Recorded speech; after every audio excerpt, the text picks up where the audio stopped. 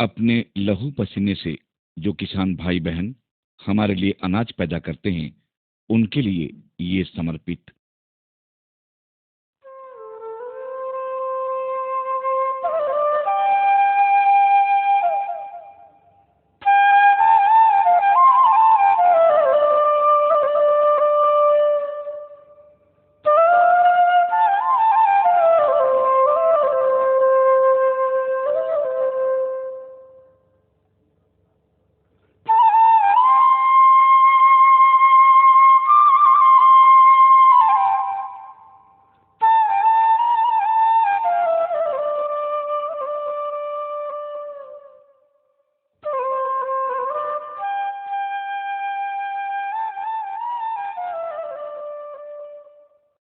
आम, कटहल और गुलमोहर के दिन खत्म हो रहा है।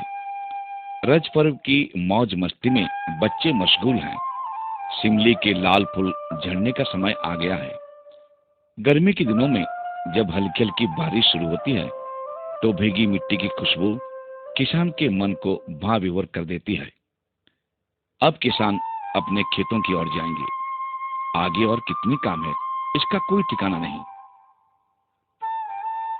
धरती माँ की पूजा करके धान की बुआई शुरू होगी।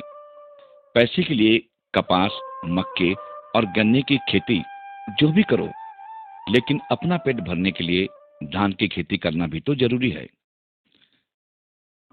अपने इलाके की जलवायु और मिट्टी को ध्यान में रखते हुए हमारे किसान हजारों सालों से धान की खेती करते आ रहे हैं। अपना काम करते हुए उन्होंने बहुत सारी बातें सीखी हैं। कृषि वैज्ञानिक खेती के बारे में भी बहुत बातें जानते हैं। फिर भी प्रकृति माँ ने हमारे लिए बहुत सारे नए चीज रखी है जो हमको सीखना पड़ेगा। प्रकृति से सीखते सीखते धान की खेती के बारे में एक नई पद्धति सीखने को मिली है। उसका नाम है Shri, SRI, system of rice intensification. हमारी भाषा में इसका अक्षरिक अर्थ है धान की सघन खेती की पद्धति। वर्तमान पृथ्वी के विभिन्न देशों के हजारों साधारण किसानों ने इस श्री पद्धति को अपनाकर काफी लाभ उठाया है। हम आपको श्री पद्धति के बारे में कुछ जानकारी देंगे। ध्यान से देखिए। अगर ये पद्धति आपको पसंद आए तो अपनी खेती में इसका प्रयोग कीजिए। छोटे छोटे किसानों, आदिवासी किसानों की पहाड़ी इलाकों के नीचे छोटी छोटी जमीन है, वहां पर ये श्री पद्धति बढ़िया काम करेगी। जिन लोगों के लिए खाद्य निरापत्ता के लिए हम व्यस्त हैं, उनके लिए ये पद्धति बहुत अच्छा काम करेगा। बीज, हमारे किसान भाई वर्तमान धान रोपने के पद्धति में 1 एकड़ जमीन में 25 से 30 किलो और बुआई पद्धति में लगभग 35 से 60 किलो धान का बीज इस्तेमाल करते हैं। लेकिन श्री पद्धति में आपको इतना कम बीज इस्तेमाल करना पड़ेगा कि आप आश्चर्यचकित हो जाएंगे। इस श्री पद्धति में अगर छोटा और पतला धान हो तो 1 एकड़ जमीन के लिए 1 किलो बीज पर्याप्त है। मध्यम किस्म के धान हो तो 1 एकड़ जमीन के लिए 1.5 किलो तथा मोटा धान होने पर 1 एकड़ जमीन के लिए 2 किलो बीज पर्याप्त है। 1 एकड़ को 2 किलो और आधा एकड़ करेंगे तो 1 किलो धान का बीज लगेगा, ऐसा मैंने कहा। धान खेती के लिए कम बीज लगते हैं, मतलब बीज से बचत शुरू।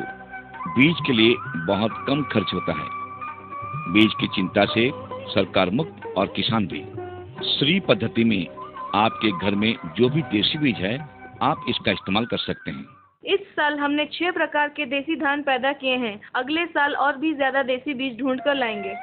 बीज के लिए आपको किसी पर निर्भर नहीं रहना पड़ेगा अथवा बीज समय पर ना मिलने का आरोप भी नहीं करना पड़ेगा। अपने इलाके से जो देसी बीज गुम हो गए हैं, उसे हम वापस ला सकते हैं। धान की खेत से अच्छे बीज पहले ही चुनकर रख लीजिए।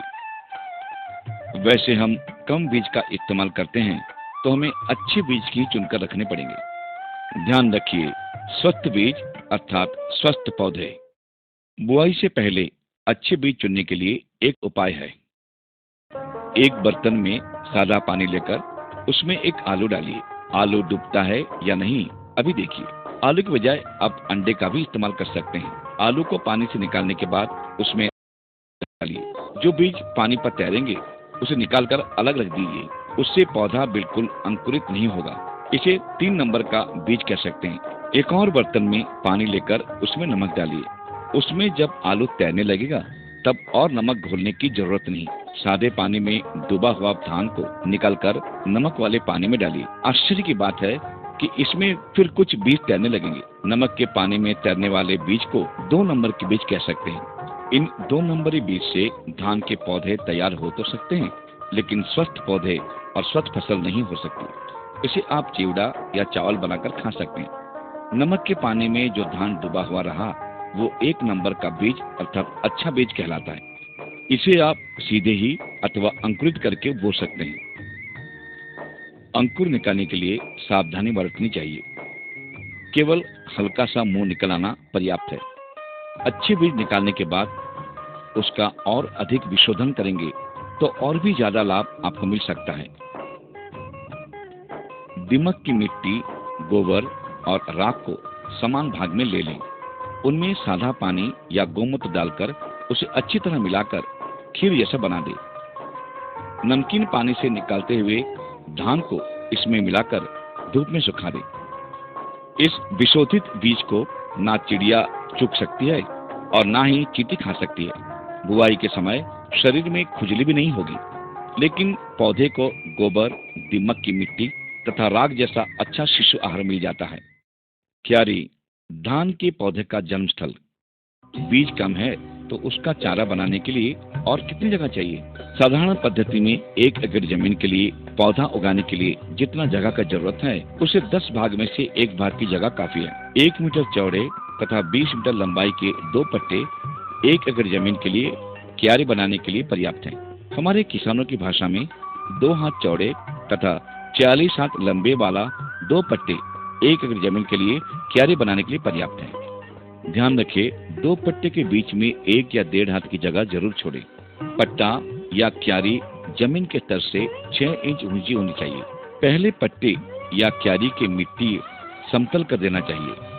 उसके ऊपर रेत अथवा रेतीली मिट्टी का 1 भाग, अच्छी तरह सड़ी हुई खाद अथवा केंचुआ खाद का 1 भाग, बिना घास वाला अच्छी कड़क मिट्टी अर्थात जैसे कंपोस्ट पिट के पास का मिट्टी, दीमक की मिट्टी या जंगल की मिट्टी का 1 भाग इत्यादि मिलाकर क्यारी के ऊपर अच्छी तरह फैला दे।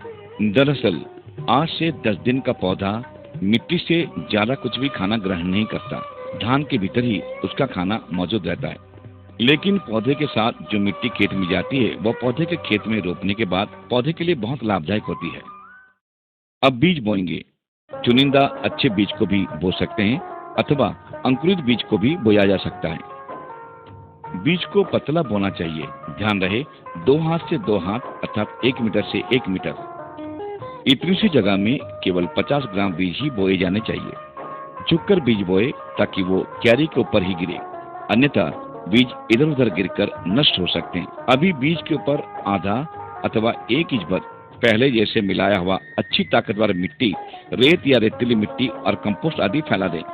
अब 2 पट्टों के बीच जो नाली है उसमें पानी भर सकते हैं, लेकिन क्यारी के ऊपर पानी जमा ना हो जाए इस बात का ध्यान रखें। क्यारी में जो अतिरिक्त पानी है उसे निकल जाने के लिए रास्ता जरूर रखें। बारिश के पानी से यदि क्यारी भीगी रहती है तो कोई चिंता की बात नहीं। अगर पानी देना चाहते हैं तो पानी का छिड़काव काफी है। छोटे पौधे नए घर जाएंगे। ये सही बात है कि आप एक किसान की हैसियत से एक बूढ़ी गाय के बजाय एक जवान गाय खरीदना पसंद करेंगे, क्योंकि जवान गाय ज्यादा दिन जिंदा रहकर आपको ज्यादा लाभ दे सकती है। ठीक उसी तरह बड़े पौधों के बजाय एक छोटा पौधा लगाने से उसे खिलने के लिए काफी समय मिलेगा और ज्यादा अनाज उगाने के लिए उसमें ज्यादा ताकत रहेगी। श्री पद्धति में पौधों में 2 पत्तियां निकलते ही उसे खेती में लगाना चाहिए। प्राय 8 से 12 दिन के अंदर धान के पौधे में 2 पत्तियां निकल आती है। 2 पत्ते के पौधे बहुत ही छोटे होते हैं, इसलिए उसे बड़े ध्यान से निकालना चाहिए। फावड़ा, टीन का पतरा या करनी की मदद से बड़े सावधानी से निकालना चाहिए, जिससे कि पौधों को कोई नुकसान ना पहुंचे। जिसे जो आसान लगे, थाली, टीन के पत्रे, कढ़ाई, टोकरी आदि में पौधों को लेकर जिस जगह पर उसे रोपना है वहां ले जाना चाहिए। धान के पौधे का अपना घर। हम जिस प्रकार अपने घर को मजबूत और सुंदर बनाते हैं, ठीक उसी तरह पौधे को बढ़ने के लिए उपयुक्त जमीन चाहिए। पौधे का घर तो मिट्टी ही है, इसलिए पौधे लगाने के लिए मिट्टी को ठीक तरह तैयार करना चाहिए। आप जिस प्रकार धान के पौधे लगाने से पहले जमीन को हल से जोतते हैं वैसा ही कीजिए, लेकिन एक बात ध्यान रखिए कि पौधे जिस जगह पर लगाए जाएंगे वो समतल हो। माँ यदि स्वस्थ हो तो बच्चे भी स्वस्थ रहेंगे। उसी प्रकार यदि जमीन ताकतवर हो तो उसमें से निकला हर पौधा भी ताकतवर होगा। प्रकृति ने इसलिए बहुत सारी व्यवस्थाएं कर रखी है। आप ढेंचा जैसे हर खाद देने वाला पौधा लगा के मिट्टी में हल चलाकर मिला दीजिए। अच्छा गोबर खाद, कंपोस्ट, केंचुआ खाद, जीवामृत, गोमृत, जीवाणुसार, राख, दाल पत्ते आदि जमीन पर डाल सकते हैं। अपने इलाके में पाई जाने वाली चीजों से जमीन के लिए खाद तैयार कर सकते हैं।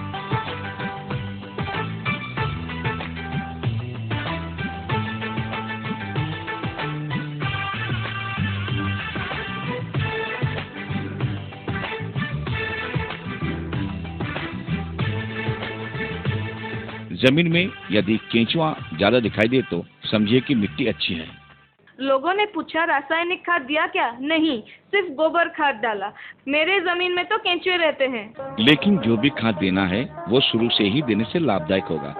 बार बार खाद देने की जरूरत नहीं। जमीन की हालत देकर आवश्यक होने पर झटपट खाद, गोमूत्र, जीवामृत आदि दे सकते हैं। स्वस्थ मिट्टी, स्वस्थ फसल। श्री पद्धति की खेती में जमीन में भरा पानी ना रहे तो अच्छा। इसके लिए जरूरी है कि पानी देने और निकालने के लिए नालियां बनाई जाए। जमीन के बाढ़ के चारों ओर नालियां जरूर बनाएं, लेकिन खेत के बीच में कितनी नालियां बनाई जाए वो मिट्टी के गुणधर्म पर निर्भर करता है। मिट्टी यदि अधिक चिकनी हो तो ज्यादा नाली रखनी चाहिए। यदि मिट्टी रेती युक्त हो तो कम नाली रखने से भी काम चल सकता है। कौन कहाँ रहेगा? चिन्ह लगाने की प्रणाली। जरा सोचिए, अगर एक घर में बहुत ज्यादा लोग रहेंगे और वे अपनी जगह से हिल न सके तो कितनी असुविधा होगी। इसलिए यदि धान के बड़े 4-5 पौधे एक ही जगह पर जबरदस्ती लगाएंगे तो उसे भी असुविधा होगी। इसलिए अच्छी तरह रहने और खा पीकर बड़ा होने के लिए ठीक तरह चिन्ह देकर पौधे एक एक कर लगाने चाहिए। चिन्ह देने के लिए जमीन से पानी निकल देना अच्छा होगा। पानी रहने से चिन्ह नहीं रहेगा।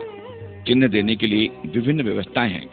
जहाँ जैसी सुविधा उपलब्ध है वहाँ वैसा ही कर सकते हैं। चिन्ह लगाने का अलग अलग तरीका जरा ध्यान से देखें।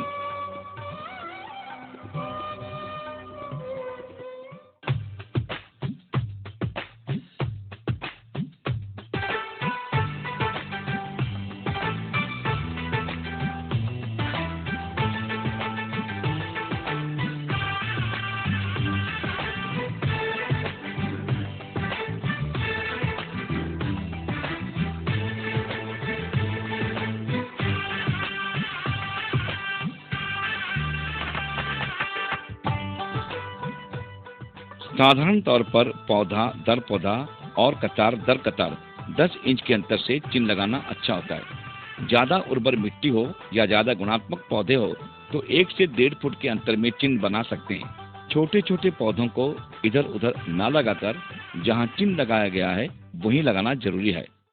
अब धान रोपना है, जो जिस जगह पर है वहीं रहेगा। पौधों को निकालने के बाद उसे आधे घंटे के भीतर खेत में लगा देना चाहिए। पौधा एक एक कर लगाना चाहिए, लेकिन मेड़ से लगी नाली के पास 2-2 पौधे लगाए जा सकते हैं, ताकि यदि किसी कारण से पौधे 8-10 दिन के बाद मर जाए तो उसे निकालकर उसी जगह पर नए पौधे लगाए जा सकते हैं। ज्यादा कुछ तकलीफ नहीं हुई। रोपाई करना हमको बहुत आसान लगा। क्यारी में पौधा का जड़ जितना भीतर गया था बस उतना ही गहराई में जमीन पे रोपना चाहिए। सीधा या एल आकार में पौधा लगाया जाना अच्छा होगा। अगर ज्यादा गहराई में पौधा लगाएंगे तो वो सड़कर मर सकता है या उसे ज्यादा कल्ले नहीं आ सकते। खेत में जो काम करते हैं उन्हें पहले कुछ प्रशिक्षण दीजिए, उसके बाद ही उन्हें पौधे रोपने के लिए कहिए और काम शुरू होने पर आप खुद ध्यान दें। हमको बुलाने से हम जाकर सिखा देते हैं। मिलकर रोपाई करने से जल्दी काम होता है। जहाँ 2 मजदूर काम करते हैं खुद करने से अपने से हो जाता है। इसी समय समस्या आती है, घर वाले भी नाराज हो जाते हैं। मेरे पिताजी ने मुझे रोप लगाते हुए देख लिया और मुझे बहुत गाली दी। उन्होंने कहा कि इस तरह दोबारा काम करोगे तो भीख मांगनी पड़ेगी। आते जाते राहगीर खेती को देखकर इस तरह मजाक उड़ाते हैं कि उसे सहना मुश्किल हो जाता है, क्योंकि उन्हें जमीन में रोपे गए पौधे नजर नहीं आते। पौधों को इस तरह रोपना सभी को अजीब लगता है, लेकिन 1 या 2 महीने के बाद खेती को देखकर उन लोगों की सोच बदल जाती है। खरपतवार परिचालना, जहां से आए हो वहीं जाओ। बिना किसी निमंत्रण के दावत खाने के लिए जब कोई आता है तो कई लोगों को बड़ा अजीब लगता है। ठीक उसी तरह धान के खेत में दूसरे पौधे घास फूस देखकर लगता है हम घास को फसल का शत्रु मानते हैं और उसे डरते हैं, लेकिन जैविक कृषि पद्धति में घास हमारे शत्रु नहीं, मित्र है। आप घास को जमीन से निकालकर उसी जगह गाड़ दें। घास को जमीन से निकालने के 2 तरीके हैं। यदि आपके पास घास निकालने का यंत्र है तो उसी का इस्तेमाल करें। इससे कम लोगों द्वारा ज्यादा काम होता है। हर एक यंत्र हर तरह की मिट्टी में ठीक से काम नहीं करता। आप अपनी जमीन को देखकर ही घास निकालने का यंत्र चुनिए। पौधों के 2 कतारों के बीच में घास निकालने के यंत्र का उपयोग किया जाना चाहिए, लेकिन मिट्टी सूखी है तो ये आसानी से नहीं चल सकता। यंत्र चलाने से पहले खेत में 1 या 2 उंगल पानी रखना चाहिए। घास निकालने के काम खत्म होने पर पानी को निकल जाने दें। रोपाई के बाद 10-12 दिन अंतर में 3-4 बार खरपतवार निकालने का यंत्र या वीडर चलाने से मिट्टी हल्की हो जाती है और घास फूस निकलकर मिट्टी में मिल जाती है। यदि आपके पास घास निकालने का यंत्र नहीं है तो क्या आप सी पद्धति नहीं अपनाएंगे? यदि घास छोटी है तो उसे हाथ के पकड़ में आने तक बड़ा होने दें। घास की ये अवस्था पौधा रोपने के 10-15 दिन के बाद आती है। घास को चुनकर मिट्टी में ही गाड़ दें। फिर 15-20 दिन के बाद दोबारा ऐसा करना काफी है। पौधा बढ़ जाने तथा फैल जाने के बाद घास को ज्यादा बढ़ने का मौका नहीं मिलता है। ध्यान रखिए, दूब जैसी घास को निकालकर खेत में ना गाड़ें, उसे कहीं और फेंक दें। घास जिस मिट्टी से उगी थी उसी मिट्टी में उसे वापस करने का तरीका आपको पता चल गया ना? जल परिचालन, प्यास है जितनी पानी पियो उतनी।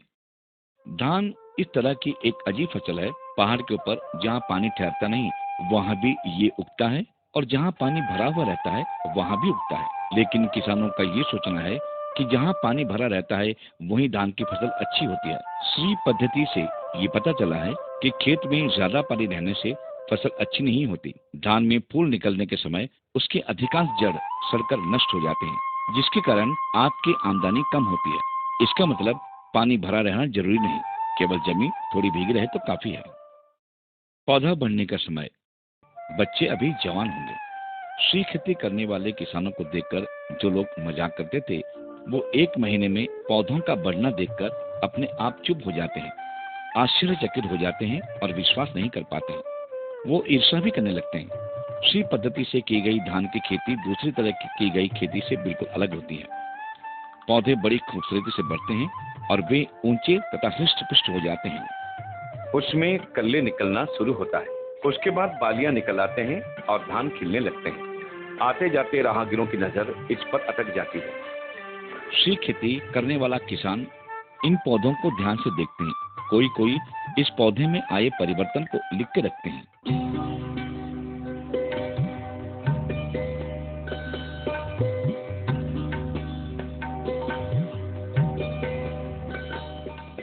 धान की पौधे में कितनी बालियां हैं ये जानने के लिए गिनती की तो एक में 25 पाई, दूसरे में 20 और तीसरी में 18। एक बालिया में कितने धान हैं इसकी गिनती करने पर एक में 330, दूसरे में 325 और तीसरे में 360 पाए गए। बदरा गिना तो एक में 10, दूसरे में 15 और तीसरे में 6 मिला। रोग कीटक परिचालन, मनुष्य ने जब से खेती करनी शुरू की है तब से कीड़ा बीमारी के विरुद्ध लड़ाई चल रही है, लेकिन इसके बारे में यदि अच्छी तरह जानकारी हासिल कर लें तो इतनी मेहनत नहीं करनी पड़ेगी और तकलीफ भी नहीं होगी। सी पद्धति में स्वस्थ बीज, स्वस्थ मिट्टी, आवश्यकता अनुसार पानी और छोटे पौधों को अलग अलग रोपने के कारण तथा पर्याप्त सूर्य किरण और हवा मिलने से कीड़ा बीमारी से 50 से 60% राहत मिलती है। जमीन के बीच बीच में बांस के डंडे गाड़ दें। वहां पर बहुत सी चिड़िया आकर बैठेगी और जमीन के कीड़े मकोड़ों को आसानी से खा सकेगी। जैविक उपाय से खेती करने पर मेंढक, मकड़ी जैसे उपकारी जीव खेत में रहकर पौधे नष्ट करने वाले कीड़े मकोड़ों को खा जाते हैं। इनके वंश की हिफाजत करें। इनके कारण खेती में 3 से 35% कीड़े मकोड़े नष्ट हो जाते हैं। बाकी बचे हुए कीड़े मकोड़ों को हमारे आसपास मिलने वाले जैविक पदार्थों की मदद से नष्ट किया जा सकता है।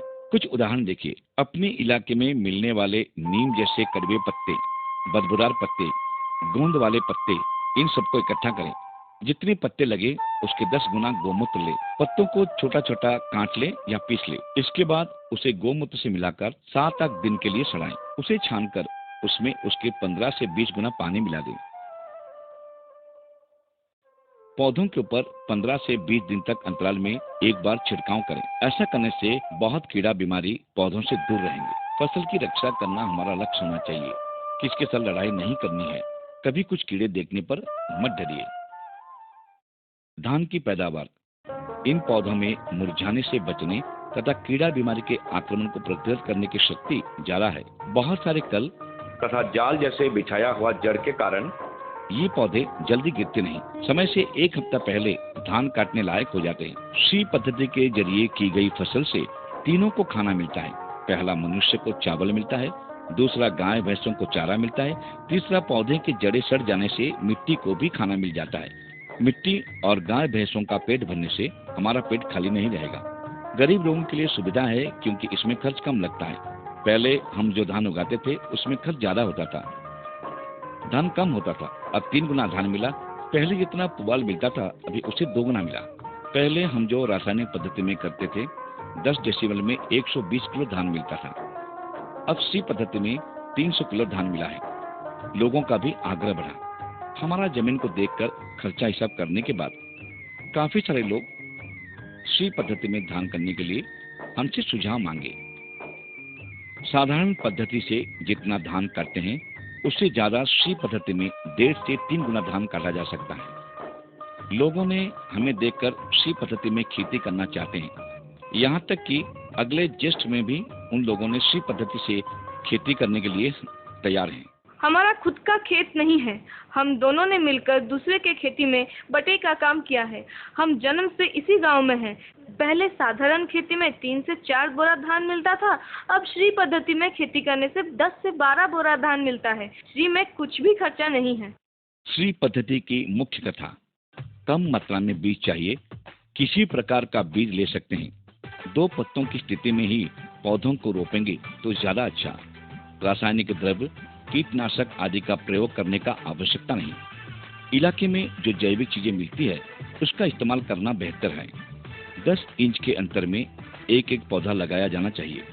पानी भरकर रखने की जरूरत नहीं। मिट्टी गीली रहे तो काफी है। घास शत्रु नहीं, उसे जहाँ से उखाड़ा जाता है वहीं गाड़ दे तो अच्छा। आपने अभी तक श्री के बारे में काफी जानकारी प्राप्त की है, लेकिन इतना परिश्रम करके इस पद्धति के बारे में किसने परीक्षण निरीक्षण किया है तथा ये पद्धति ढूंढ निकाली है, क्या इसके बारे में आप जानते हैं? अफ्रीका खंड में मडागास्कर नामक एक द्वीप है।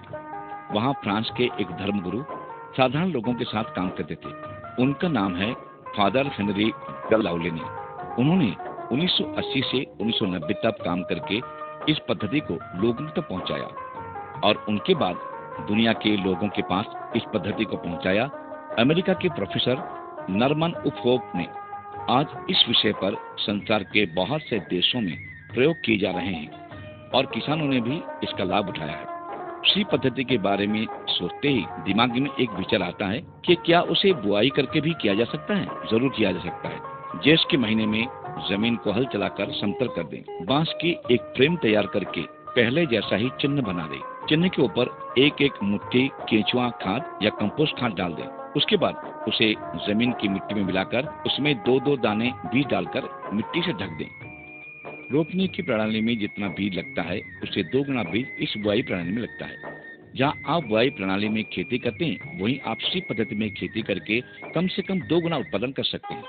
यही पद्धति में मड़ुआ, गन्ना, गेहूं आदि अनेक फसल भी किया जा सकता है। श्री फसल कहाँ ज्यादा अच्छा नहीं होता है ये जानना जरूरी है। ज्यादा क्षारयुक्त मिट्टी में, ज्यादा दिन तक पानी रहने वाली जगह में, ज्यादा उबड़ खाबड़ जगह में, ज्यादा चिकनी मिट्टी जिसमें से पानी आसानी से नहीं निकलता है, यहाँ श्री पद्धति से फसल करने पर ज्यादा लाभ नहीं मिल सकता। श्री पद्धति में जब मैंने देखा और किताबों में पढ़ी, उसमें दो बातों की मनाही की है। मना करने का मतलब उस प्रकार के जमीन में अच्छी फसल नहीं होगी, ये कहा गया है। खार युक्त जमीन और जहां नमकीन पानी फैला रहता है, उस जमीन में श्री पद्धति के जरिए अच्छी फसल नहीं होगी, ये कहा गया है। ये जो जमीन पर ढेले पड़े हैं, इन्हें देखकर पता चल जाता है कि ये खारी जमीन है। परीक्षण निरीक्षण करने के बाद ये पता चला कि खारी जमीन में श्री पद्धति के जरिए फसल अच्छी नहीं हो सकती। लेकिन इस जमीन से पहले जितना उत्पादन मिलता था, अभी श्री पद्धति के जरिए खेती करने से पहले से काफी ज्यादा आमदनी होती है। अगर ये खारी जमीन नहीं होता तो निश्चित ही इससे भी ज्यादा उत्पादन मिल सकते। श्री, इस पद्धति में खेती करने से बीज, खाद और पानी ज्यादा देने की जरूरत नहीं है। यहाँ तक कि रासायनिक खाद देने की भी जरूरत नहीं है। वातावरण को स्वस्थ रखते हुए भी ज्यादा आमदनी हो सकती है। इसलिए आप इसे क्यों नहीं अपनाएंगे? श्री पद्धति में हमने धान तैयार किया है। हमारे गांव में 25 परिवारों ने भी श्री किया है। हमारी फसल बहुत अच्छी हुई है। हम गरीब लोग हैं, हम ज्यादा रासायनिक खाद वगैरह नहीं दे सकते। हमने ये तरीका अपना लिया है और सीख गए हैं। यदि आसपास के गांव की संगठन या औरतें ये सीखना चाहेंगी तो हम उन्हें सिखा देंगे। हमको बुलाएंगे तो हम उनके गांव जाकर भी सिखा सकते हैं।